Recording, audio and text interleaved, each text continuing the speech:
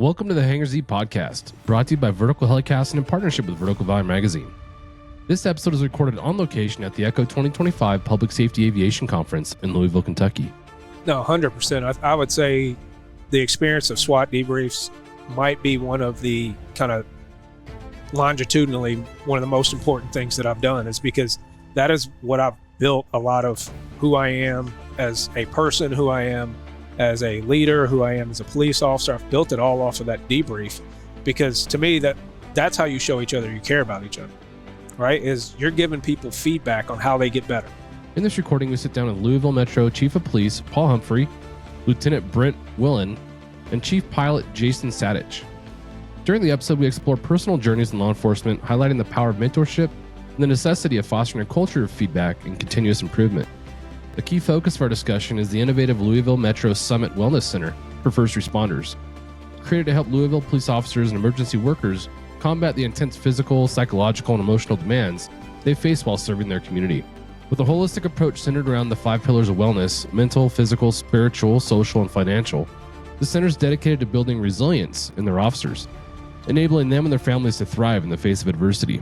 Since October of 2024, over 350 officers have received mental health services, and Pro Team Tacticals provided more than 2,000 physical rehab sessions, significantly reducing recovery time for musculoskeletal injuries. Join us as we emphasize the importance of investing in our officers and building strong relationships within departments to elevate and enhance overall effectiveness. We'll also explore the dynamics of internal marketing and aviation units, showcasing the value of trust, communication, and technology in boosting operational efficiency. From personal career paths and critical incident responses to the impact of upgraded equipment and the significance of community support, this episode's packed with valuable insights aimed at inspiring and empowering our community. Thanks to our sponsors, Onboard Systems Hoist and Winch, Precision Aviation Group, and CNC Technologies. Welcome to the Hangar Z podcast, brought to you by Vertical Helicasts. The Hangar Z podcast is the first and only podcast dedicated to promoting and exploring the personnel and equipment behind the missions in public safety aviation. Still southbound, skidding to a stop. Stand by here. Looks like you're getting ready to bail. Heads up, guys, bailing. Okay, the guy, he's running through the house, jumping the fence, threw the shotgun, threw something out. Grabbing the shotgun. Don't go over that fence. Don't go over that fence. Grab the shotgun again. He is armed. Stay there. Hold your position.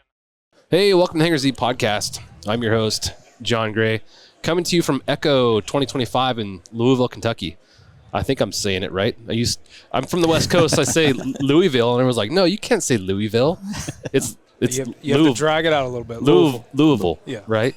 Honored to be here with you guys. You guys have made this conference happen. You know, when we go places, we ask agencies for a lot of help to make what we do here possible. And you provided the resources that made that possible. And you guys showed up, and you've done a lot of stuff that have made this event one that's super successful. So from being the class to the helicopter happy hour to the leadership part of what we're doing here is really cool. So thank you for making that happen. I appreciate it. Well, I appreciate it. Louisville's a hospitality city, and you know our officers take pride in that, and so they want to make sure that we show everybody a good time.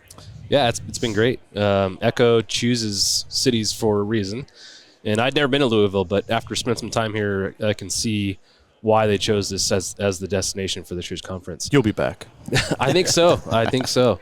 What I'd like to do is on the Hangar Z podcast, we talk a lot about leadership. The importance of good leadership really drives an agency's success, in my opinion. It drives the effectiveness and efficiency of our aviation units. So we've had the pleasure of having an LAPD's chief on. That conversation was really good. Getting insight from our perspective as an aviation unit on how, as an aviation unit, we can make our units more effective and efficient from a leadership perspective, I think is important. And learning from good leadership practices is really important. I think as we travel the world and have these conversations, the one thing that stands out as an issue that law enforcement and law enforcement aviation deals with is the lack of effective leadership. So when we started talking to you guys, your name came up pretty quick. And I think the reason that your name came up quick was because they respect you as a chief and believe that your leadership values have a lot to leave in our community. Well, I appreciate that. Yeah. I'll make sure that pay him when we're off air. So if we could, please. we'll go opposite of you, and we'll start. If you could just introduce yourself, Sure. what your current role is, and then we'll go around the table. All right. Jason Sattich. I'm the chief pilot here at Louisville Metro Police Air Patrol Unit. Been here for a little over 9 years. Really enjoy it. It's the best place on the department. Yep. Yeah. Shangri-La, right? Yeah. Yeah, I'm Brent Willen. I'm a lieutenant with the Special Operations Division. I'm over the air unit, mounted patrol, and the river unit. I've been in the air unit since 22, and I've been a policeman for 23 years. Yeah, thank you for making this happen. You know, you've been the point of contact for me, and you've done a lot of good work, you know, from organizing your whole unit being here. Again, that return on investment that your unit's going to experience, I believe, is going to be huge. And I know it's hard to dedicate time and personnel to this kind of stuff, but I think the benefit's going to be huge. So I'll be curious to follow you in the years to come and to see how the time you spent here has benefited the community and the department that you work for. I've already got good feedback on it, so this is good. Yeah. To circle back to really that, well. Yeah. for sure. Sir? Chief Paul Humphrey, been with LMPD since 2006, so my entire career, and I've been chief here for just over a year. So Awesome. It's been a good first year. Yeah, how's that first year treated you? Are you sleeping? You know, well, I didn't plan on sleep being part of the deal, so I'm good with that. No, but all in all, the good has outweighed the bad. You know, it's a job. There's a lot to be said about it. But in all honesty, it's much better than I expected it to be. I know where we've been over the past 5-6 years. It's not a job that I didn't ask for this job. You know, I didn't apply for it. It just kind of ended up happening that way. And so, fortunately, in all honesty, if it wasn't for guys like this and the people on the department, I wouldn't have taken this job. So it's been surprisingly really, really good for me. I love to hear that. I feel like the best leaders oftentimes are the folks that's not their destination. That wasn't their goal when they started doing the thing that they do. They just found themselves there because they had the respect and admiration of the folks that they work with, you know. And I remember the conversation, the complaints like I don't want to promote. And then the conversation said, well, if you don't like the way things are going in the department and you decide you don't want to promote, then you're not helping anybody. You know, at some point you have to make a decision that you want to do things for the betterment of the department versus the betterment of yourself. And that servant mindset, that servant leadership attitude, I think is really where effectiveness and efficiency comes into play. Well, if I can push back on that just a little bit, I agree with you, because I give that argument to people all the time. You know, if you want things to change, if you're complaining about your leadership, then you become part of the leadership. But I think what people miss out on is their ability to leave from where they are. Mm-hmm. And I think a lot of people look at it and they say, I'm just an officer, I'm just a sergeant, I'm just this, or I'm just that. And they don't realize the bigger impact that they can have on the department. And I think a lot of people, and Brent's one of these guys, they've influenced the entire department from the position that they're in. Yeah. And so don't limit yourself by your position. Yeah, 100%. We've talked about that a lot. You know, leadership isn't a position or a rank. It's something you decide to do, you know, and you could be a line level officer and have a lot of influence and impact over the folks that you work with because of a positive attitude, you know, showing up to work squared away and all the things that go with that. So huge point, you know, and shame on me for not, you know, because we talked about that a lot. So if you could just kind of walk us through how you found yourself in this position, some of the details you worked, some of the assignments you had that led to you becoming the chief. Right. So obviously worked patrol. I went to a unit called Halo. It's our housing authority unit, working the projects for several years. And then after getting promoted, I went back to patrol. I got on the SWAT team in 2010, spent about 9.5 years on SWAT. Was fortunate to be part of the group that transitioned from a part-time team to a full-time team. And so I spent my last 3 or so years on the team was with a hybrid team, and my last 2 were as the team commander. And that time on the team was probably the most impactful part of my career. Obviously, that's also the largest part of my career.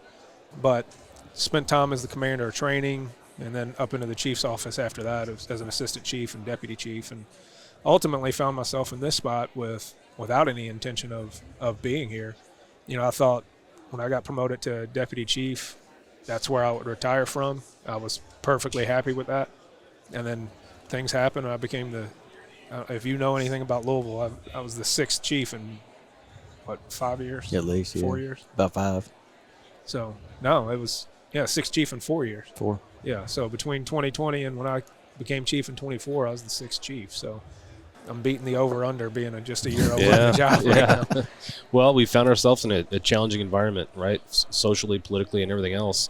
So kudos to you for stepping up and doing what you're doing. Leadership is more than a job. It's a lifestyle. I think a lot of times we don't enter this job knowing we're going to dedicate and sacrifice 24 hours of our life to what you do, and you do that for sure. Talk about that a little bit, because I think people don't necessarily appreciate how much you truly sacrifice in that role. Well, I mean, and these guys can probably speak to it a little bit also, but I think a lot of us, regardless of the position we're in, we're going to end up working all the time. Yeah. And that's how it is. The difference is that they get paid overtime and I'm salaried. I mean, but on a serious note, I think there are groups of people that no matter what time of day it is, no matter what they're doing, they're thinking about work. They're thinking about improving. They're thinking about how can I do the next thing better. And that's ultimately what gets you into the positions that you love, or the position that you end up in, is because when you spend your time trying to improve constantly, it's exhausting. Mm-hmm. It will absolutely wear you out mentally, but that's also what leads you, what charges you, what keeps you going, is because constantly looking for the next iteration of how can I do this better? How can I be better at this? How can I have a better influence on that? And so then when it comes to things going wrong, being able to break that down and evaluate it and fix it and take that negative feedback isn't hard, because that's what you're doing all the time. And when you have people around you that's kind of the culture that you create of this constant feedback, this constant improvement loop, then you should expect that people are going to say you need to do better. Yeah. And that's how people should be. Yeah. I think leaving your ego or checking your ego at the door is the sign of a good leader. Someone who could take some criticism, constructive criticism from day one in their career, right? We talk about that a lot. It's almost one of the top two if you think about it. I mean, when I came to the Air Unit, I had no aviation experience, zero. I was a tactical flight officer from 2020. Yeah. When I came in, I relied on Jason and Rob and the other guys there because I had no idea what I was talking about. And I'm sure the chief can talk about it. It's talking about going to your people and like, what do you all think? You're not the subject matter expert on anything. Yeah. And these guys know what they're talking about, and he knows what he's talking about. And if I got a question, I'll go ask the chief or I'll go ask Jason. They're both opinions matter. Yeah. And if you don't take that into consideration, you're doing absolutely nothing for anybody. Right. All you're doing is worried about yourself. And that's so taking their opinions and going out and asking and being not being afraid to ask, and not being afraid to go to the chief and be like, hey, I got a problem with this. What do you think? And I know he's going to say what he thinks. And then I'll go to Jason or I'll go to somebody, hey, what do you think? And then just not being able to do that is huge. And that mindset allows me as an officer to go to him and be able to speak what I need to say and know that he's going to listen and get the positive feedback back and forth. Yeah. That empowerment of the personnel, the folks, to know that we're all pulling in the same direction. We're not working in opposition to each other. That is huge. Because I know if I had, like I said, if I had a question, I know his open door policy. I can, hey boss, you got time for a question? And he'd be like, absolutely. And you can go in, you can ask it. Whether you're like the answer or you don't, you're going to get some feedback. And it's not going to be a degrading feedback. It's going to be, hey, this is what you probably should do, or this is what I think should happen. But you know that you've got that feedback, and you know that you can go get it. And I'll say the thing about that is that the farther you go up in the chain of command, the less of an expert in anything you are, because your scope starts to become so wide that you can't be the subject matter expert on anything. And so, you get slapped in the face with knowing that you're not the smartest person in the room. And that's a good thing. And I know that some of my development personally came because I was a subject matter expert at a low level in certain things, and I had bosses that would turn to me for decisions or advice on things, and they would say, look, you know this better than I do. Tell me what to do. And so when you have people that mentor you that are like that, it becomes very easy when the higher up you go and the less you know to turn to somebody that you trust and say, hey, Sattich, what are we supposed to do about this? So that mentorship's huge, and that's a big component that I think we oftentimes miss. I think the longer you go in your career, the easier it is to forget what it was like in the early days of your career. And these young folks walk in and they see the old crusty dude and they're like, I don't want to be like that. But then there's some folks that, like what you're talking about, you're a mentor and you actively look to build that next generation. Talk to me about your perspective and opinion on mentorship and what that looks like for folks. Well, so to touch on something that you said at first, I think that is part of the problem often with those who promote is people promote to get away from being the police. And promotion for some of us has dragged us away from the job we love. It was not an escape from the job we love. And so your motivation to promote matters. Money is a thing too. So that's I'm never going to begrudge anybody for promoting to make more money. But you shouldn't be promoting to get away from being a cop, because that's our job, number one. But mentorship is part and parcel of what we do. You have to have people that you look up to, that give you advice, that have your best interest at heart. Because I don't need anybody to be like me. What I need you to do is I need you to see the things that I do, good, bad, and in between, and then take little parts of it and work it into your personality, not be just like me. And I think that was one of the things that I got all the way back as a trainee is, good mentors. I mean, one of my training officers, a guy named Gunny Seymour, he was on the SWAT team. I never thought about ever being on the SWAT team, but it's a guy that I ended up being his boss. And as his lieutenant over the SWAT team, he's an officer. I had no problem having him tell me what to do, because regardless of rank, he was still my mentor, and he was still a guy that knew his stuff better than I did in a lot of areas. And so that's what it's about. It's about making each other better. Yeah. That incremental change, that incremental increase in efficiency is what we're looking for. And sometimes it's hard for folks to be honest and look for that. I don't know why, but it seems to be an issue. Well, I think honesty is sometimes a hard conversation, because you don't, especially people that you're close with. I think it's easier to be honest with people you don't like. People that you like, it is harder to be honest with them, because you don't want to disappoint them. You don't want to let them down. But that ultimately, you're doing them a disservice if you try to spend your time beating around the bush and trying to be nice. It's just giving people the answer. Yep. You have that whole what is it, a good thing, bad thing, good thing sandwich that you're supposed to give people in advice. No, just get better. That's my advice. Get better. I don't need to tell you all the things you do well. You're expected to do that well. Get better at this thing. So I'm curious, from your perspective as an operator in the SWAT team, how debriefs and mentorship let's step back for a second. Talking about checking your ego at the door. In debriefs, whether you're in aviation, in SWAT, or anywhere else, it's a challenging environment, right? If you don't constructively talk about how to get better, somebody can take offense to what you're saying and push back, and so that goes to like what we were talking about earlier about checking your ego at the door, but also starting that way is having the relationship. Like Jason and I could be flying today, and man, it may be 1,500 feet, and we're like at each other. Yeah. But we'll land, go over it. Next call, we're done. But you can't have that kind of talk unless you start with it. Yeah. Like I said, I can go to the chief and ask him a question. I know he's going to give me an answer, whether I like it or I don't. But I know that because he's done it before. Yeah. And I know that he's going to give me the honest truth about what I'm asking. So unless you start out with that, if you come in and try to bulldog your way into any unit, I'm sure the chief as lieutenant of the SWAT knew it. You come in and you bulldog your way over a unit, you're going to get nowhere. You're not going to get any buy-in. The folks aren't going to understand why you're trying to do something, and they will question everything. Yeah. And don't ask somebody to do something you're not willing to do yourself. Yeah, that's huge. Yep. And I know that I'm sure he's ran into it too. Is that I'm willing to work a shift. I'm willing to go out and fly. He was willing to work a shift, go out and do what he had to do on the SWAT team. And people respected that, and people understood that. So when I said, "Hey, Jason, can you do this for me?" He's like, "Absolutely," because he's like, "Man, you would do it too." Yeah. And that's huge. To me, that's huge. That's the biggest part. It's huge. Yeah, it's that servant leadership that I like to talk huge. about.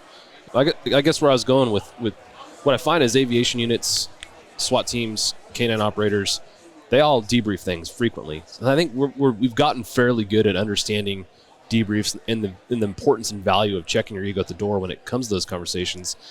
Did that experience for you as a SWAT operator, learning to check your ego when you're going into these debriefings, help as you've developed as a leader and to where you are today?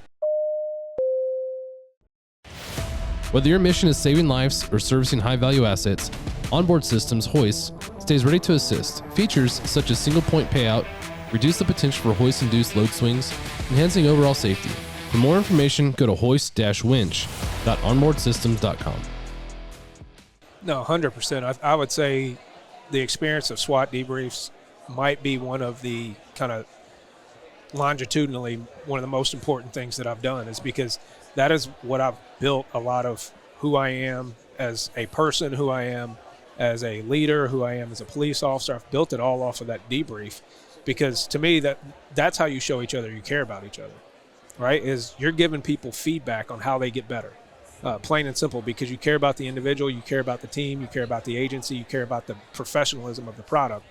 And so if you're not giving me feedback on how to get better, you're telling me you don't care about me, because you're willing to either watch me fail, which is fine with you, and that's not fun with me, or you don't think I'm capable of doing anything more.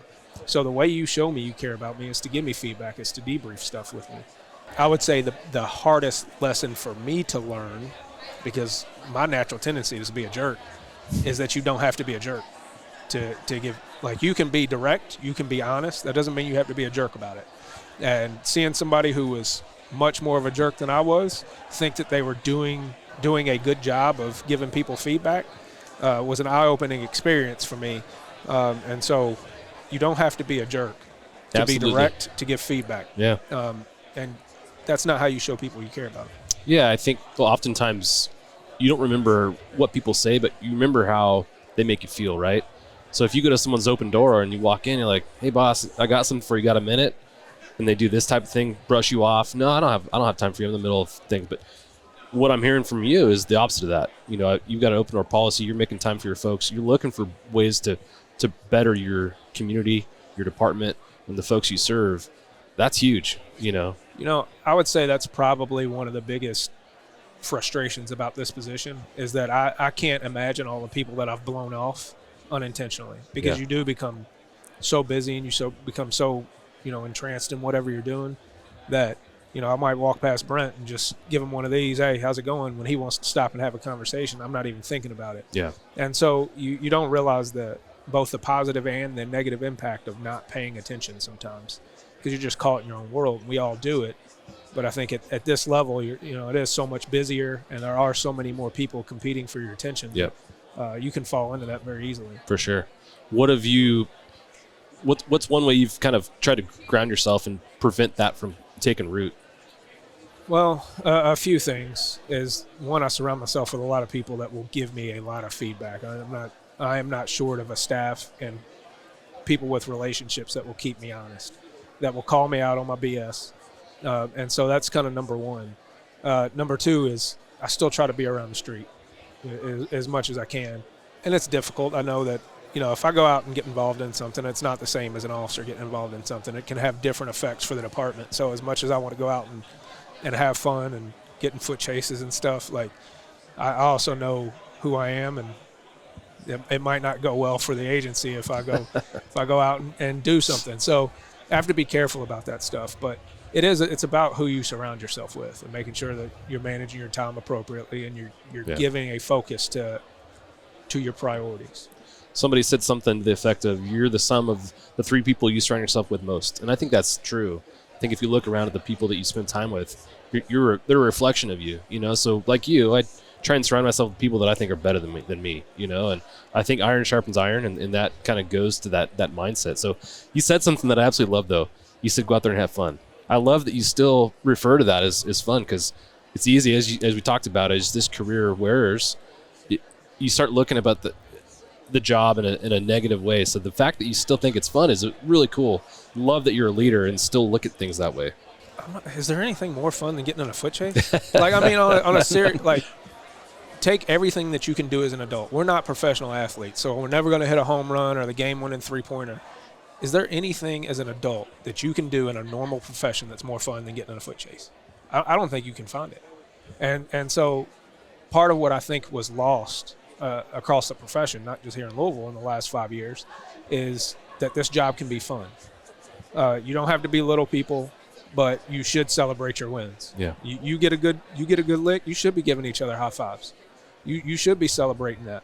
And, you know, that's what we have to get to, man. Like, there is nothing more fun than what you get to do in this job. I mean, the places I've been, the things I've done, who gets to hang off the side of a helicopter and shoot out the window? Like, who does that in real life? Who gets to be backstage with presidents? And like you don't get to do that in any other job. This is pretty freaking awesome. And part of having fun also is accepting feedback. I think a lot of times as a profession, we're very easy to tell other people what to do, but we don't want to accept feedback ourselves because we see it as getting in trouble. Yeah. No, like, I'm actually doing the opposite. making you even better so that you can do this more than what you're doing now, so that you can do it better than what you're doing now. And so, man, go out there and have fun doing this job. Yeah, it is fun. Like you said, the places we end up, especially in aviation, but elsewhere as well. I remember work patrol and being in surgery. Somebody's been shot, and I'm in surgery with them, and I see him remove the bullet and place it in it. I'm like, holy cow! I have no business being in this operating room, but here I am. So, like, that's a really good analogy, because I say this all the time. Like, when we perform at the peak of our profession, it often comes during other people's tragedies. Yep. So it is very hard to celebrate that success. But when you compare it to somebody like an emergency room doctor doesn't want anybody to get in a bad car accident. They don't want anybody to get shot. When that buzzer goes off in the emergency room and they've got one coming in, they are excited. They are worked up because they finally get the chance to use all of the skills, all of that work that they've put in over the years to try to save somebody's life. And that's exactly how we are. Like, I don't want anybody to get shot, but I tell you what, I'm excited when I'm going to that scene, hoping that suspect's still there and we can get into it, or that I get to be the one that puts the tourniquet on. Like, you should be proud of that. You should be excited about that. Yes, we deal with people's heartaches. We deal with people's tragedies. But you should be proud that you're one of the ones that volunteered to do it. Yeah, affecting changes, I think we were talking about. Being a change maker, being someone that can make an impact for the betterment of the community, for the betterment of your squad. That's all huge stuff, and that's something to take serious and, like you said, take pride in. I love that. I think leadership looks for ways to empower and better the organization that they're representing. And you've done that through some really unique, at least I think they're unique programs.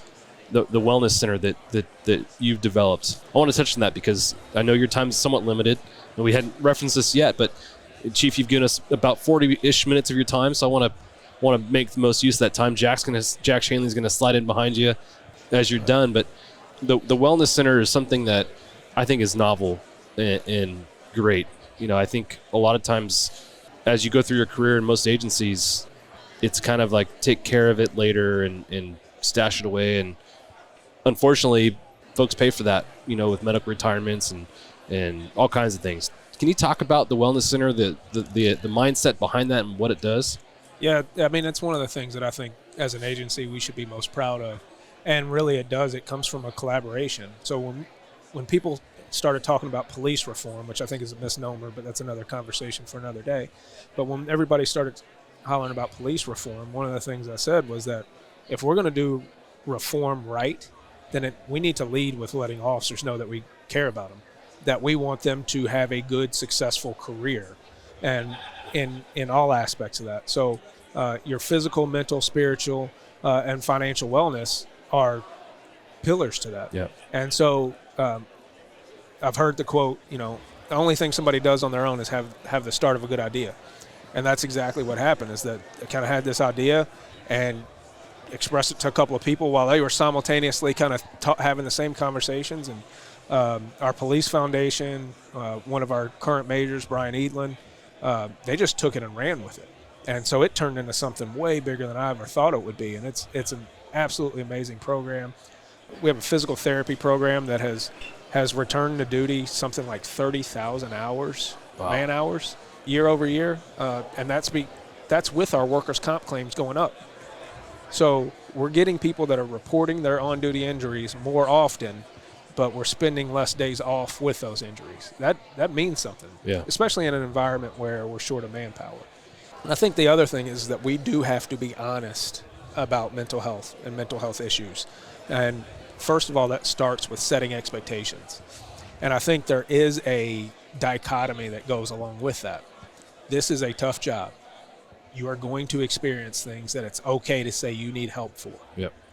You are going to see things, be part of things, have stresses that are different from the average person. That being said, it's also okay to be okay. Yeah.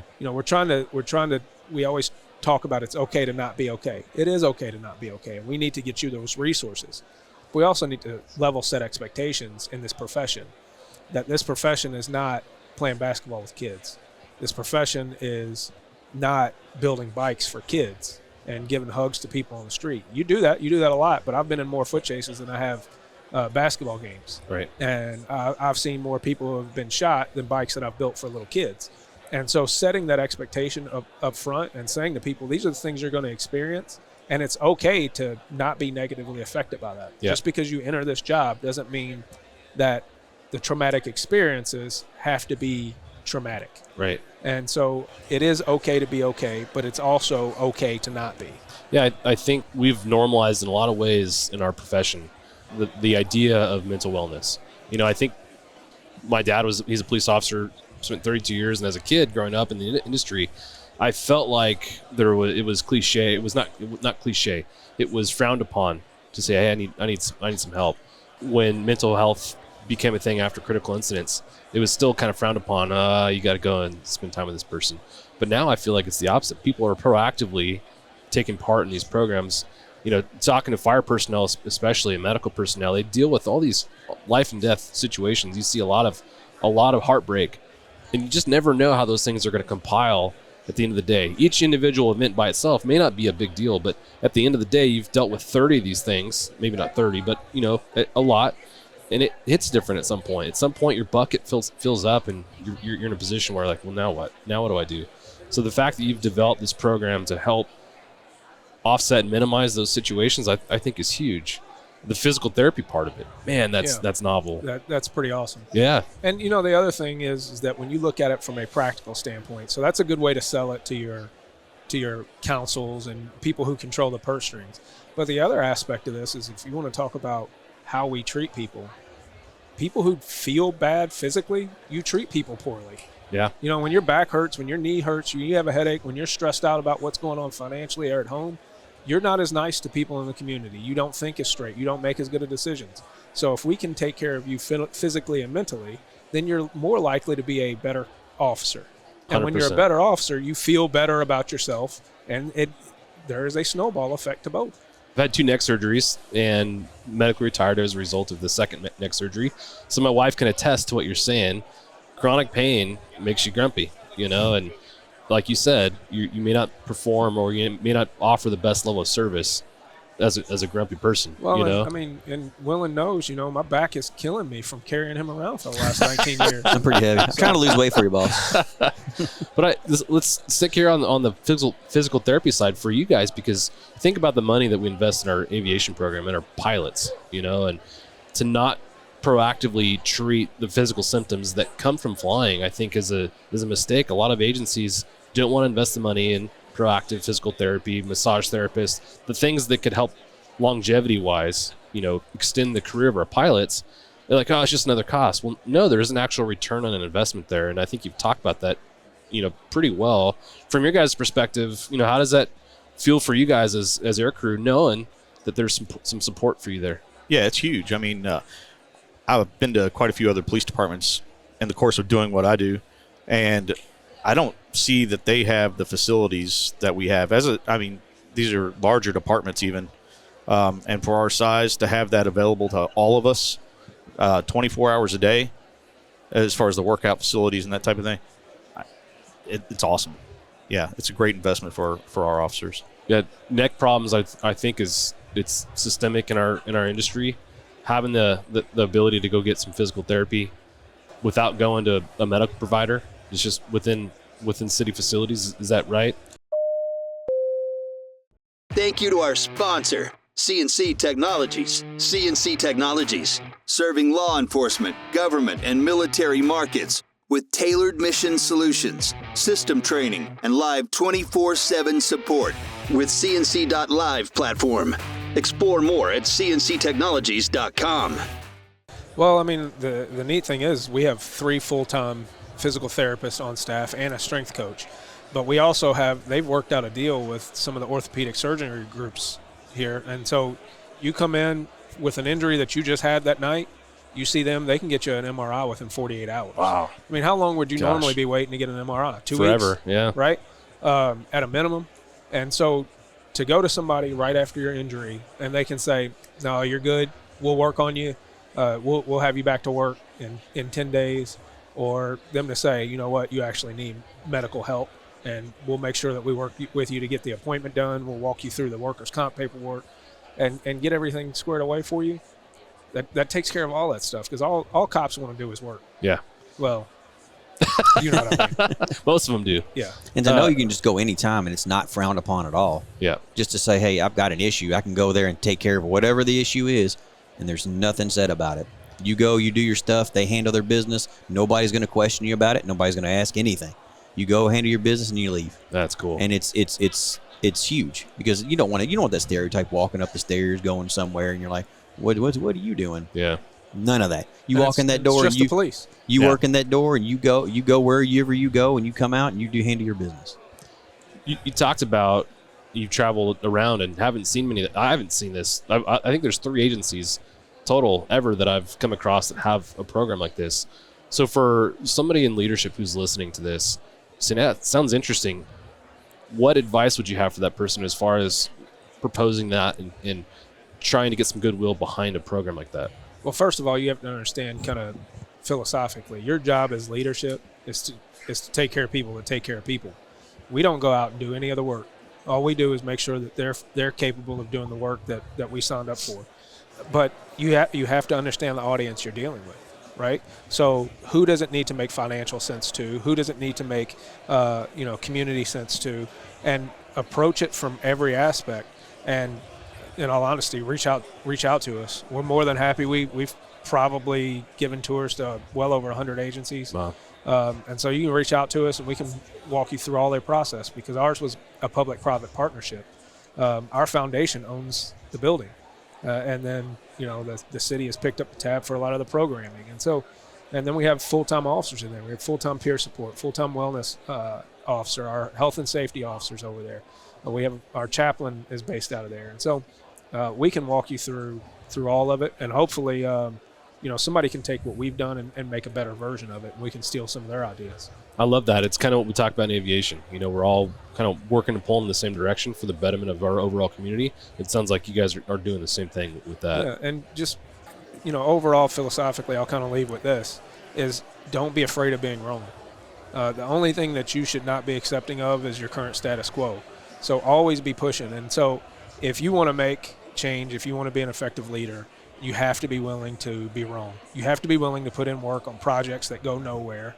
You have to be willing to put in the time that nobody else sees.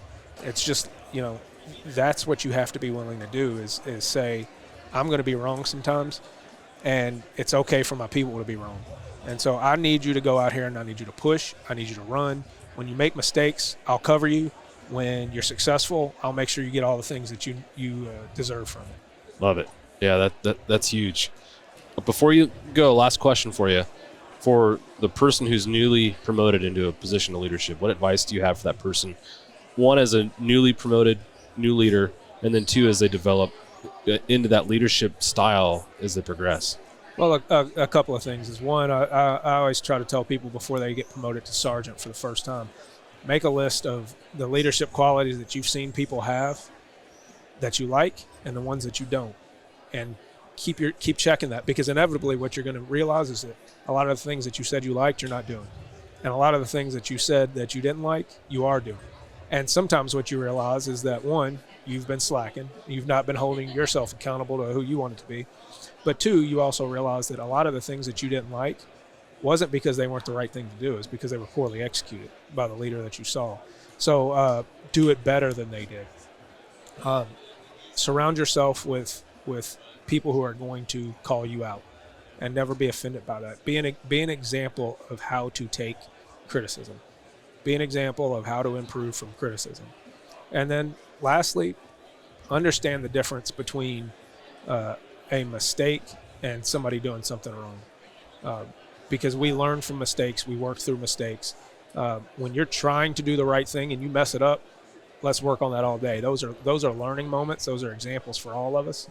And so use those as kind of the stepping points along the way to make yourself and all the other people better. Yeah, in our course this week, clearly Ace taught a lot on stuff that he'd done wrong, and he did that through his own videos. And I think he talked about how he's using those videos for what you're saying, to better the community, better himself.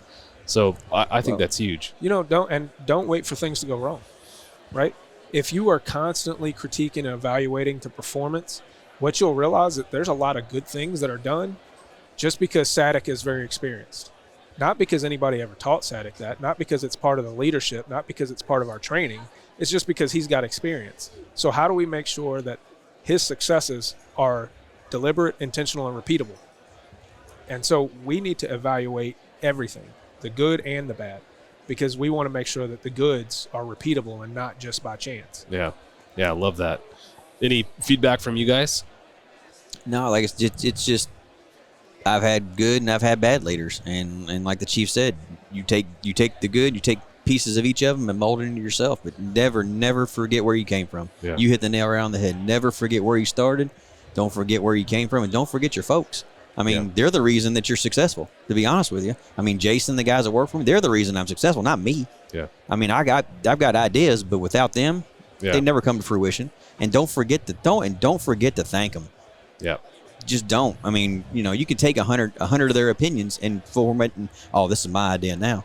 But man, never forget to thank them, because they bust their butts just as much as you do. Yeah. And without that buy-in, without that, you will not be. I'm telling you, will not be successful as a commanding officer. And I'm sure the chief can agree. I'm sure he's had plenty of successes and stuff. It just, without your folks looking at you saying, man, he listens. He's got his stuff down. He values our opinions, and you're not going to be successful. It's not gonna happen. The last point I'll make before you break is one of our favorite conversations we had with a sergeant from Nashville PD from their air support program. Nate had a list of 8 things on his board that he looked at every day from his chair as a sergeant, and it was 8 things to be an effective leader. Number 1 and number 8, he called them were the bookends, and it was take care of your people was number 1. Number 8 was take care of your people. And you talked about that, and that's exactly what I think a good leader does. Take care of your people. Be a servant leader. So I love all the points you brought up. I love what you've done for your agency, the wellness center, the pillars that you talked about. All those pillars are so important. I think a lot of times we take one individually and let's focus on the one thing, whatever it is. But the fact that you guys have a program to look at all of those elements, that's awesome. Yeah, it's pretty awesome. Yeah. Really proud of what those guys have done. Yeah. I know you got to go. Thank you, sir. I appreciate your time. It was a pleasure being here. Thank you for having me. Yes, sir. Thank you. Y'all take care. Yeah, and we just had a crash course in leadership from their chief. It was really cool. I love those conversations. It's not often that we get the insight from someone in that position, so it's really cool that he spend time to talk to us and share the things that's been helpful for him. I got kicked off by a good chief. I like it. It's not often you hear that from a chief, especially one with a servant leadership like that. I mean, we've all worked for those supervisors and chiefs that are just like, man, I'm here for me, and 4:00. See y'all later. Yeah. It's I can call him right now with a question, and if he doesn't answer, he'll get back with me. I mean, and that. Yeah. So it's huge. It's huge. Yeah. That servant leadership is, I think, my favorite. If you were to ask me what's your favorite style of leadership, I would say that's the thing. It seems to be the most effective. It's got. I mean, it is, and I keep beating a dead horse, but it's true. I mean, if your guys and your folks don't have buy-in to where you want to go and what you want to do, you're going to be stale and stagnant, and you will not be you just won't. You won't be a very good supervisor, and you won't recognize these folks and these guys and their abilities and when it goes wrong or what, and they won't come to you with anything. It's just it's a horrible position. Yeah. And as an officer in that kind of position, when you've got in our position, what we do, you've got to make that tough call. You have these people behind you that are going to back you up, and so it motivates you to go out there and make that hard call or make that tough run, and know that you've got the backing of the people above you. Yeah, that's so important. I think whenever you have a leader who understands a lot of the positions that they're leading, there's an understanding of what the troops on the ground or in the air are doing. There's a different level of understanding and leadership that takes place as compared to somebody who has no idea what is expected of these folks. Like you talked about, you should be willing to do it first as a leader before you expect your troops to go and do that. And I take stock in that. I think that's important. Yeah. I tell you a few things I noticed. I mean, right when I met him, I told him, I heard you're a longtime SWAT guy. He goes, yeah, 9.5 years. I went, wow. So he knows what's going on out there. He's been there, done that.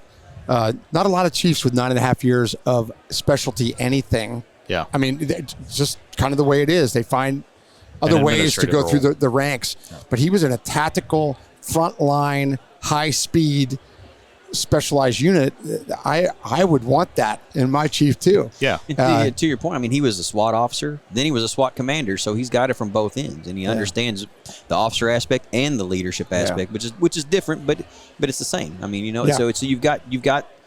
That's why I always say some of the best supervisors I've ever had have been in multiple units. Yes. So me, I've changed jobs roughly every 2 years on the department. I mean, this department's huge. I mean, there's other places to go. There's other things to do. And my thing has always been, if you are upset or are stale at where you're at, move. Yeah. Do something different. This job is huge. It's like the chief said. What other place are you going to go that gives you this opportunity to take me from zero? I mean, and when I talk zero, I mean zero aviation experience to being a pilot and working with these guys. Yeah. I mean, you have you just take advantage of it. There's no reason not to. There's no reason to be upset or get stale or stagnant where you're at, especially in an agency this size. It's just not. It's up to you. He could have taken, the role of many other commanders in that I'm the commander, this is the way the things are, this is what we're going to do. But he takes input, and he doesn't just take input. He's working a shift every day. He's working weekends. There's not many lieutenants that are working weekends and filling a shift. Yeah. So you don't see that very often. No, leading from the front. That's huge. Oh, yes. The other day, we talked about this earlier. The other day, one of your canine handlers comes up at a break, shows me a video, and I go, "Oh, that's really cool." And he says, "Yeah, the lieutenant right there directed us around this way with the dog, and we, to get this guy tactically, it was great." I said, "What did you just say?" Yeah. Goes, the lieutenant right there, and I had already met you, Brent, and I said, "He directed you around here from the aircraft." Yes. And that really made me smile. I'd love to hear that.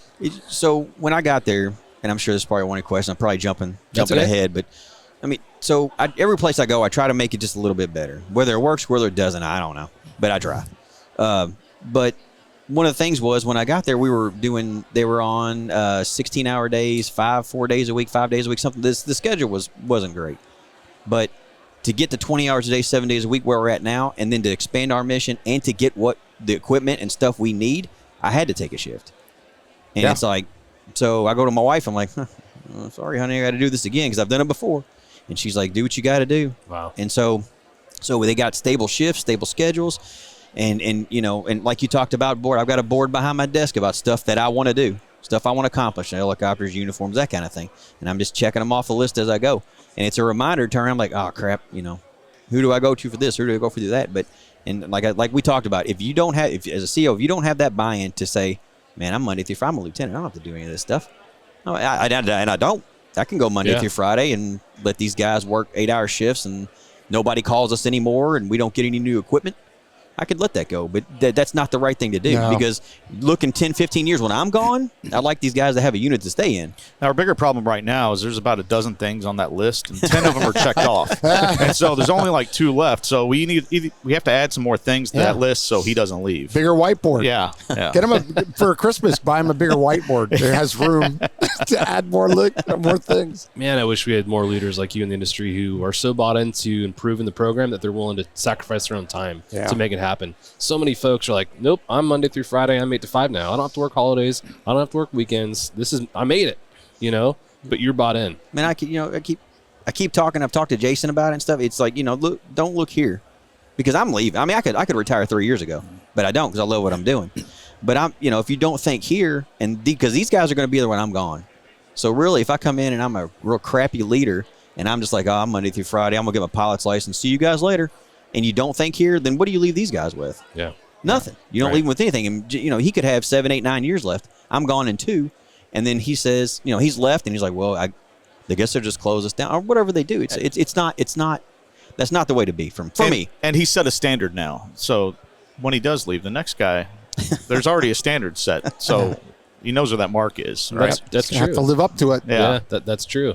We talk about the challenges that exist for folks who come to aviation and say, hey, congratulations, you're the new aviation lieutenant, sergeant, whatever your title is. You've got no experience. Now you're sitting in a seat signing purchase orders for parts that cost $500,000, $1 million, looking over things that you've got no experience dealing with. Talk about some of the challenges you had and how you've overcome some of that. Thank you to our sponsor, Precision Aviation Group. Mission-critical operators and fleet managers rely on Precision Aviation Group as a worldwide leading rotor and fixed-wing MRO provider. PAG provides tip-to-tail solutions in 4 MRO segments: avionics, components, engines, and manufacturing DER services. A single point of contact gives you access to over 150 million in inventory globally, 24/7. Just call 800-537-2778. Precision Aviation Group. Others sell parts. We sell support. So in 2020, they started the part-time tactical flight officer program. I was a sergeant in the financial crimes unit when that came out. Thank God they let me put in for it. They took me.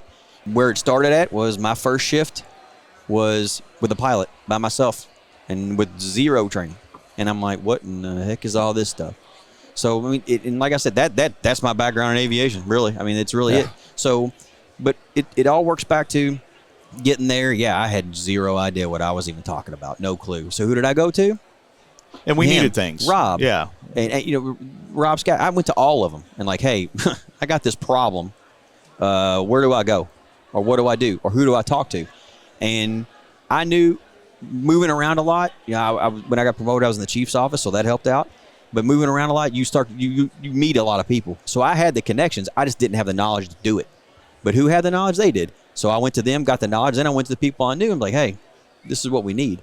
And it took a little bit, but it started to roll in, and it's just yeah. So that's huge. That's huge for me. Huge. So Lieutenant, just so I get this straight, you came in and depended on subject matter experts within the unit that have a lot of experience, more than you maybe 5 of them, more than you'll maybe ever have, and you were comfortable with that because you wanted to get the job done. Yeah, well, isn't that refreshing? I mean, it is. I mean, some people can't do that. You know. Oh, I know. You know. You've worked for people too. We've talked earlier. I mean, I've worked for bosses that you don't have an opinion. Nope. Man, you're assigned to ride this beat today, and off I went. Yeah. And you know, and we relied on our beat partners more than we did our supervisors. Yeah. But it's like, you know, it's to me when I got promoted in 2012, sergeant or whatever it was, I think it was 2012. I mean, that was huge, and I learned from one supervisor that role. He was excellent. He'll come to you, and I learned that from one guy.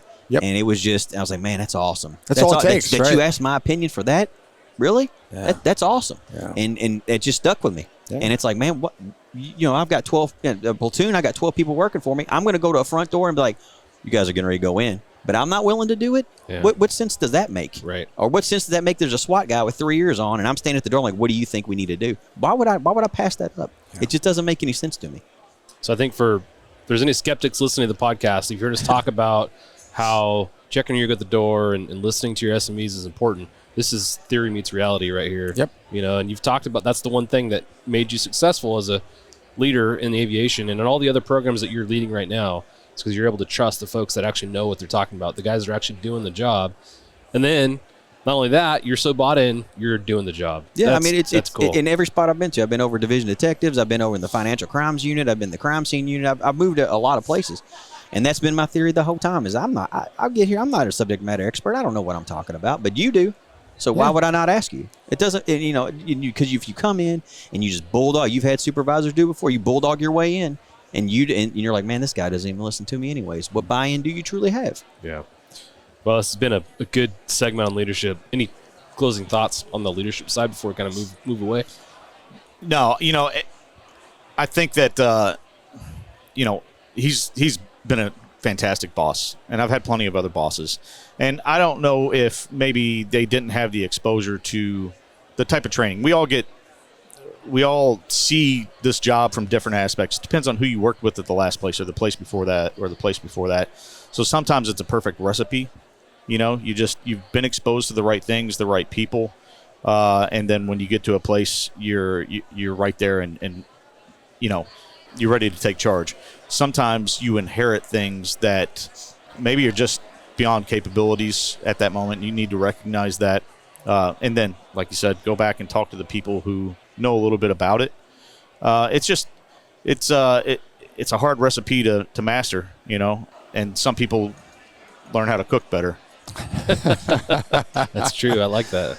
Jack, any closing thoughts or questions on leadership? Well, I can't wait to listen to the podcast so I can hear what the Chief Humphrey had to say, because I'm already impressed. But with what you're recapping, and I got that feel from your lieutenant from just meeting him the other day that this is a different lieutenant, and that's a 100% compliment. You know, that's what we need more of. You said it. We need more of that. And I think the aviation is so unique, as is K9, SWAT, bomb squad, specialized detectives. I don't care what it is in law enforcement. If it's a specialized unit and you get into it with little or no knowledge, and it happens all the time, if you don't have an open mind and trust these people that have been doing it, you are going to struggle and or fail.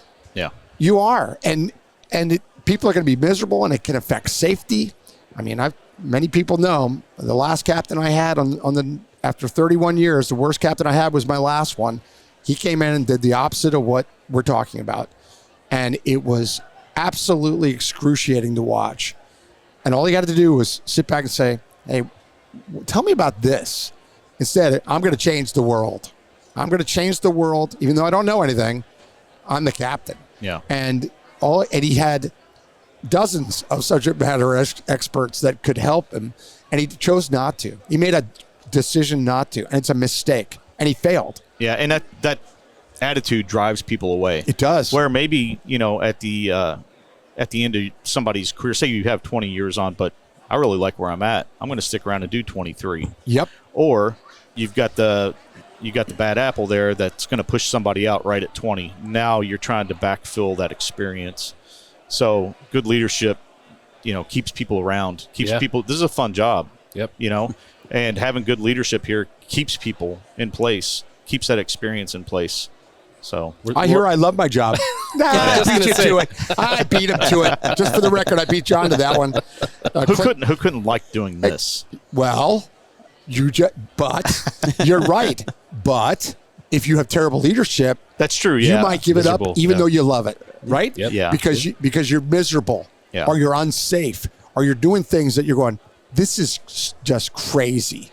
This person's making decisions that are affecting my safety. This is a risky enough job. I don't need that. Yeah. So if you love it and you have good leadership, now it's perfect. Now it's perfect. Thank you, Clint Pulver. Yeah. So Jack and I are laughing because we're always kind of on the same wavelength here. As you're talking about that, I'm thinking through what Clint Pulver, one of our previous guests and one of our good friends, talked about. He did this whole research project, and if you haven't listened to that episode or those two episodes, go back in the Hangar Z podcast, listen to those episodes. It really talks about what you referred to. There's, in advance of the recruitment problem, there's a retention problem. And how do we get rid of the retention problem? Well, you take care of your folks. Yeah. You make that person say, I love it here, I don't want to leave. I mean, that's the key, and his whole philosophy was around people. It isn't specifically the job. It's the people that you're working with, and more importantly for, and they better love what they're doing too and love people. His philosophy was so unique, and it crosses all lines. He's not a cop. He's not a military guy.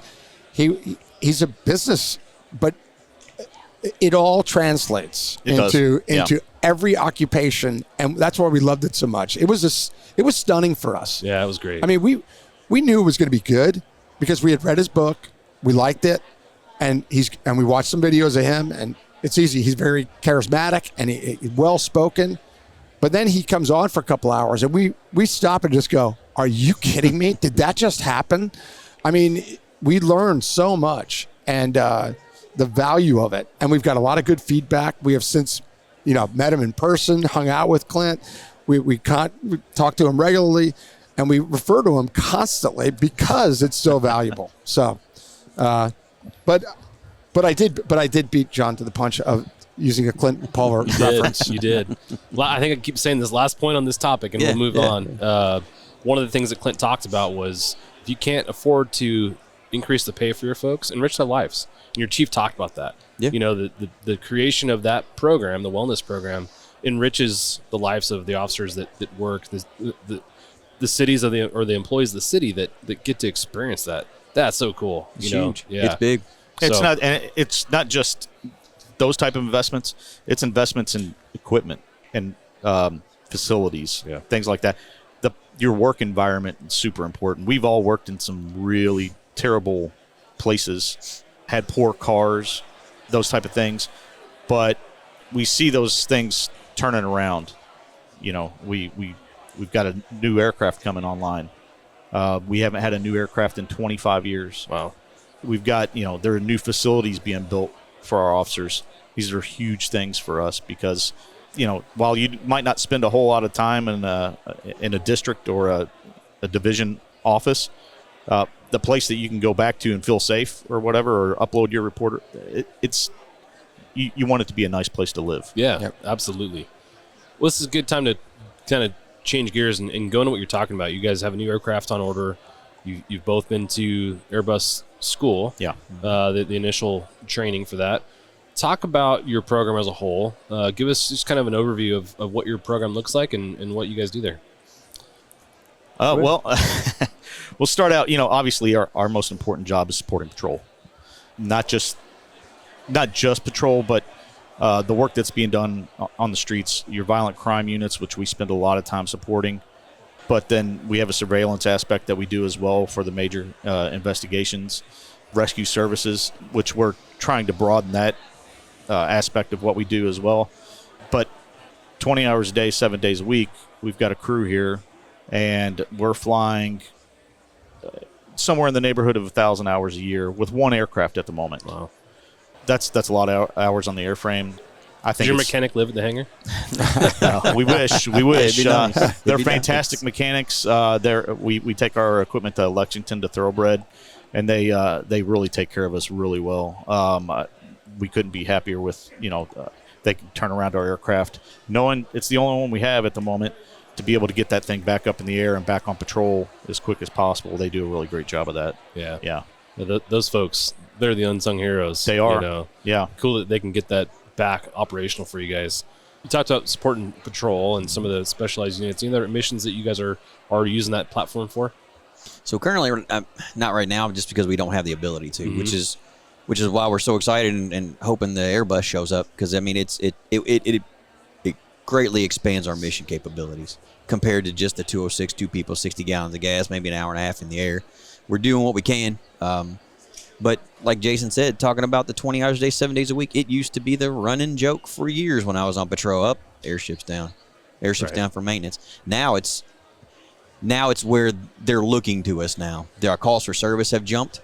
I can't even. It was about 1,400 maybe, I think, last year, give or take. Yeah. Where the couple years before I took over, it was maybe 8 or 9.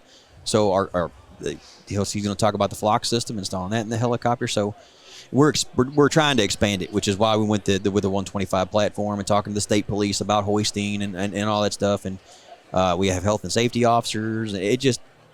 We're trying to grow to here, and that way we can expand our mission so we can be around longer, to be honest with you. There's a lot of units that are in a position that you're in now. They've got a legacy aircraft, and they're looking at how do I get to what you're talking about? How do I get to this next level? Talk about some of the steps that you've put into place to grow into that position where you can put in the request, say, this is what we want. How do we do it?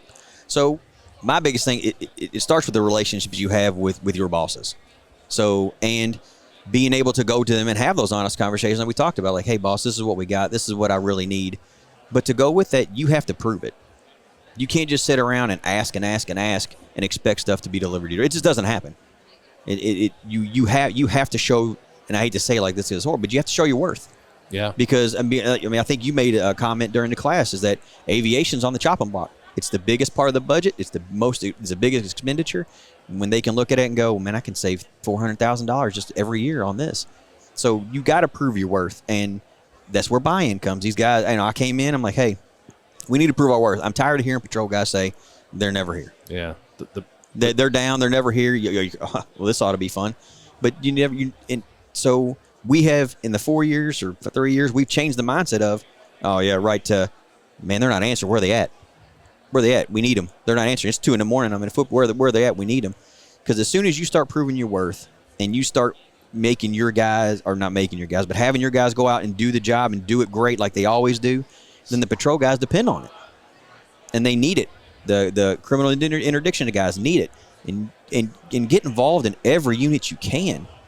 I mean, you can expand, and we do surveillance, and we do patrols, and we do this, and outside agencies call us now. So I can take that and go to the bosses and say, hey, look, here's last year's runs, here's this year's runs. Here's our amount of flight hours we have, here's the amount of flight hours we have here. We need new aircraft because we're stuck in one mission set. We want to expand it, and then getting other agencies like, hey, yeah, a county over can help. We can help with that, or we can help with this, or if they're flooding on the Coast Guard pulled out of the Ohio sector. So, I mean, there's no Coast Guard here. They're all on so it's working those avenues and just really getting the guys to buy in and just proving your worth. Because if you don't do that, then your bosses, thanks, appreciate that. Yeah, we'll keep that for you. How do you guys market internally within your department? And what I mean by that is, I think as aviation units, we're good at knowing how good we are because we do it every day. But we're not very good at saying, hey, this is what we just did. Here's an example, or here's a weekly activity report, or here's a monthly activity report. How do you guys educate or market your own unit within your department? Thanks for joining us for this episode of the Hangar Z podcast. Don't forget to like and subscribe to hear more stories that promote the personnel and equipment behind the missions in public safety aviation. Lastly, stand by for a message after a word from our sponsors. Cheers. Thank you to our sponsor, Precision Aviation Group. Mission-critical operators and fleet managers rely on Precision Aviation Group as a worldwide leading rotor and fixed-wing MRO provider. PAG provides tip-to-tail solutions in 4 MRO segments: avionics, components, engines, and manufacturing DER services. A single point of contact gives you access to over 150 million in inventory globally, 24/7. Just call 800-537-2778. Precision Aviation Group. Others sell parts. We sell support. Whether your mission is saving lives or servicing high-value assets, Onboard Systems Hoist stays ready to assist. Features such as single-point payout reduce the potential for hoist-induced load swings, enhancing overall safety. For more information, go to hoist-winch.onboardsystems.com. Thank you to our sponsor, CNC Technologies. CNC Technologies, serving law enforcement, government, and military markets with tailored mission solutions, system training, and live 24/7 support with CNC.live platform. Explore more at cnctechnologies.com. Thank you for tuning into this episode of the Hangar Z podcast, brought to you by Vertical Helicast in partnership with Vertical Valor Magazine. We hope you enjoyed our conversation recorded on location at the ECHO 2025 Public Safety Aviation Conference in Louisville, Kentucky. Today, we had the privilege of sitting down with Louisville Metro Chief of Police Paul Humphrey, Lieutenant Brent Willen, and Chief Pilot Jason Sattich, as we explored their personal journeys in law enforcement and the vital importance of mentorship and continuous improvement within the field. We also highlighted the innovative Summit Wellness Center for First Responders, dedicated to supporting the mental, physical, spiritual, social, and financial well-being of officers and emergency workers. The incredible success stories from the center showcase the positive impact these resources have had on officer resilience and community support. Thank you for being a part of our journey today. Don't forget to like and subscribe for more insights and inspiring stories from the Hangar Z podcast.